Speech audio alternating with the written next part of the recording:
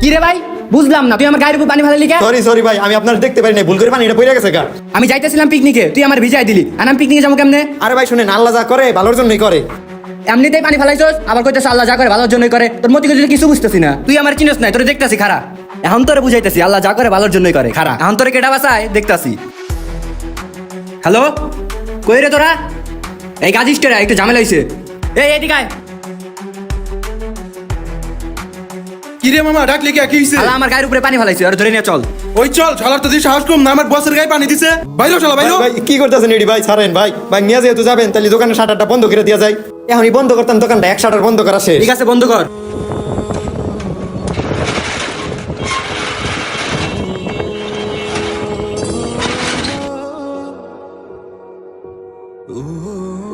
বন্ধ করছো, চল এখন। শালা আল্লাহ যা করে ভালোর জন্যই করে, এখন তো কি ভালো হইতাছে। অবশ্যই ভাই, আল্লাহ ভালোর জন্যই করতেছে। হয়তো ভাই এখনই বোঝা যাইতেছে না, ধৈর্য ধরুন, পরে বোঝা যাবে। শালা ইয়ার আবার কথা কইতাছে। শালার দি তো একটা। তুই তো সাহস কম না, আমার গায়ে পানি মারিস।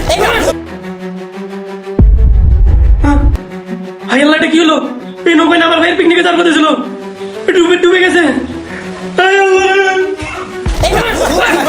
ওই শালা মার মার শালা।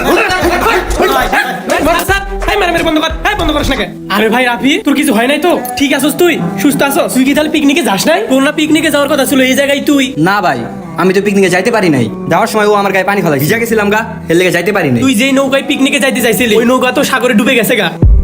ভাই তোমার ওসিলে আল্লাহ আমার ভাইটারে বাঁচায় দিছে, ধন্যবাদ ভাই, আল্লাহ তোমার ভালো করুক। আল্লাহ যা করে ভালোর জন্যই করে। ভাই আপনারে অনেক মারধর করছি ভাই, আমার মাফ করে দেন, আমি বুঝতে পারি নাই। আল্লাহ যা করে ভালোর জন্যই করে।